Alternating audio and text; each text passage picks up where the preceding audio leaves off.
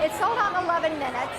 This is my 11th year with the festival, and we were just talking about how we used to actually sell tickets at the door. Wow.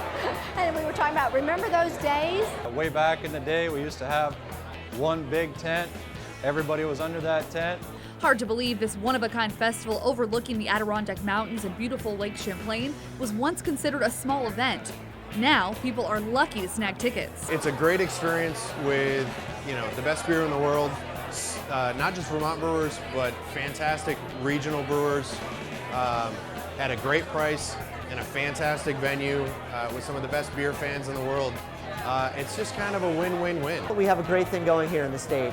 There's a lot of great, fantastic brewers that are garnishing national attention, and it really it gets a lot of people up to our state to try our great beer, and everyone's kind of doing something different. I always say, for a well-crafted beer, there's plenty of room in the market. And that seems to be true. As more and more breweries open up, the competition gets stiff, but the camaraderie stays. I'm really fortunate that even though we're competitors, I do look at the brewers that I work in this community as friends too. In any industry, you rarely have the time to really get together with your peers and collaborate and talk to each other and see what everyone's up to. All the people that we're really good friends with that are busy as hell in their breweries on a daily basis, we actually get to take a few minutes and have a beer together and compliment each other and feed off of each other's creative juices and come up with new ideas. In fact, many of the brewers work together to produce what they call collaboration beers, like the Sour IPA. Here I am, pucker face and all, between Magic Hat brewer Chris Rockwood and Steve Polowasik. You get the genius mind of not just one great Vermont brewer, but two, which may be where the collaboration creation Double Dose IPA by Otter Creek and Lawson's Finest Liquids got its name. By the way, can you make out who these two are? After interviewing Otter Creek brewmaster Mike Gearhart several times, I know it's true. He really does wear that tie-dye bandana every day. And it's just how you might picture Vermont beer being made. They actually brew high in the hills of Sean Lawson's Sugar House Brewery. What you see in Vermont is what you get, and Vermont brewers are extremely proud of the brand they've built and what they continue to build. There seems to be no stopping these brewers when it comes to producing and getting their beer in the hands of all who want it, which is why many seem to be taking the plunge into expansion. This is our third year at the festival. We started 2 years ago in a little half space pouring one beer, and this year, our third year, we're pouring more beers than any other brewery. Steve Gagne is the owner of 14 Star Brewery in St. Albans. He started his business here in a 3.5-barrel brew house. In just 22 months, his business expanded by 4,000%. He's now expanding into this former bowling alley, with brewing capabilities up to 30 barrels. We're excited and terrified all in the same breath. And he's certainly not the only one.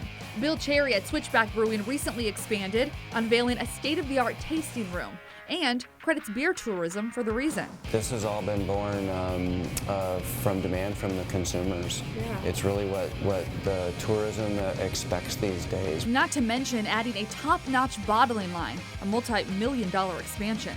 That was a long time need, and that was me being very stubborn about wanting the best kind of bottling equipment possible so that the flavor of the beer would definitely shine through. Hill Farmstead is also creating buzz with massive growth in the works. With all these projects and many more to come, some might wonder, will this keg ever kick? I think that our growth will continue. I don't know where saturation will be. I don't know if that's 5 years from now or 10 years from now, or if we even reach saturation, because at this point, Vermont is becoming known as a state for making great beer, and we are getting a lot of people from out of state.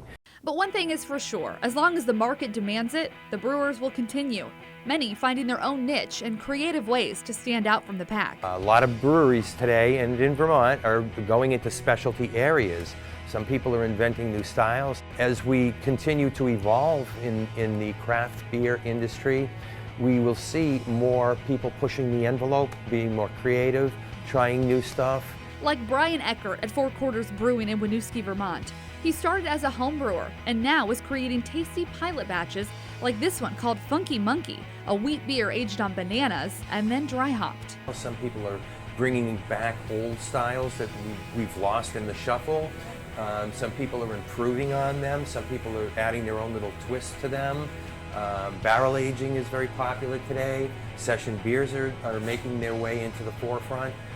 The double IPA still is alive and well across the entire country, not only Vermont. And at the same time, there's a lot to be said about a very simple, clean, crisp Pilsner that has none of this special extra stuff.